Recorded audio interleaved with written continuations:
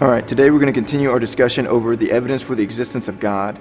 And today we're going to primarily focus on the teleological argument. Now, what is this argument? Well, it basically says that there's design within nature. So it looks at nature and says, wow, there's a lot of complexity to nature. There's a lot of purpose to everything that's within nature. There's a lot of patterns. There's a lot of organization. Well, we look at these things and we say, this looks designed.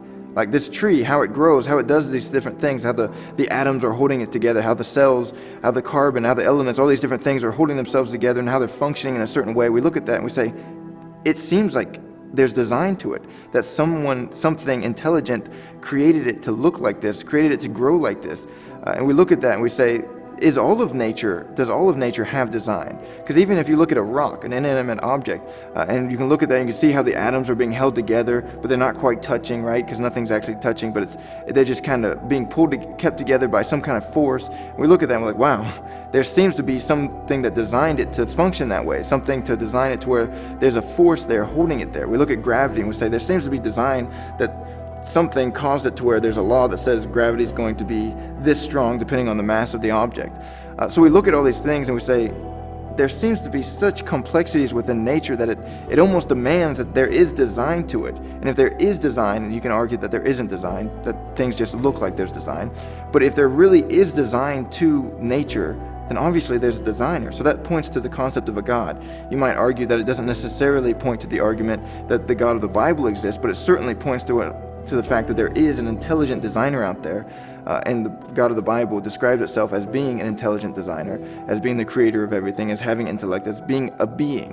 And that is kind of necessary, right, for a designer, right? So we want to say if there is a designer that it could have been a rock, because a rock is an inanimate object. And if it's an inanimate object, it can't make decisions, right? It doesn't have a freedom to choose. It can't make the intelligent decisions. It's just a rock. So whatever was the designer, if there is a designer, then whatever was a designer had to be a being. So we know that it had to be an intelligent being to design everything. And if you look back to the last video, we talked about the first cause argument. The first cause argument said the thing that caused the first thing to happen had to be an eternal being. Because if it wasn't an eternal being, then we would say, well, when did it come into existence? If it had a time where it came into existence, then we would ask the question, what caused it to come into existence? So then it would be the first thing to be caused. And then we'd ask the question, what caused that to happen? So the very first thing to ever cause anything had to be eternal, had to always exist.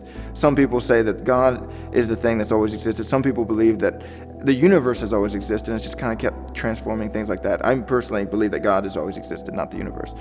But the point is, we get to that thing that it had to be an eternal thing, but it had to be a being, specifically a being, to cause the first cause. Because if it is causing something, it has to have a freedom to choose to cause it. But the point is, when it comes to God, we say that God is an eternal being, just like the column theory demands that there must be a being out there that was eternal that caused the first thing to happen.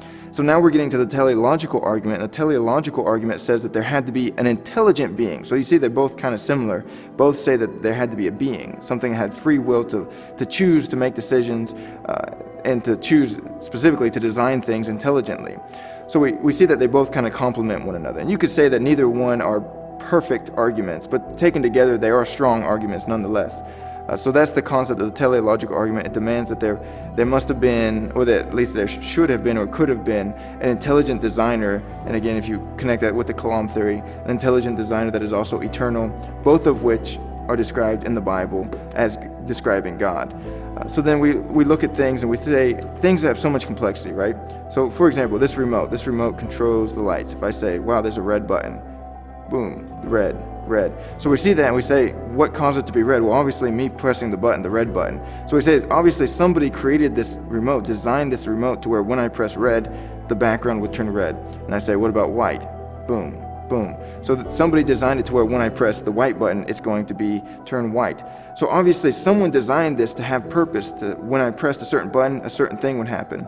And we look at nature and we say, nature is so much more complex than this remote. But if this remote, with its complexity, its organization, its patterns, points to the fact that there is a designer to this remote, then obviously nature, which is more complex, has more structure, has more organization, obviously nature points to the fact that there is a designer, and therefore something like God, an intelligent designer, had to have existed. Now again, you could argue that there isn't design within nature. It's a hard argument to make, to say that there isn't design in something that's so complex and has so much structure, but you can certainly make the argument. So again, this isn't a perfect argument, but it's certainly a strong argument.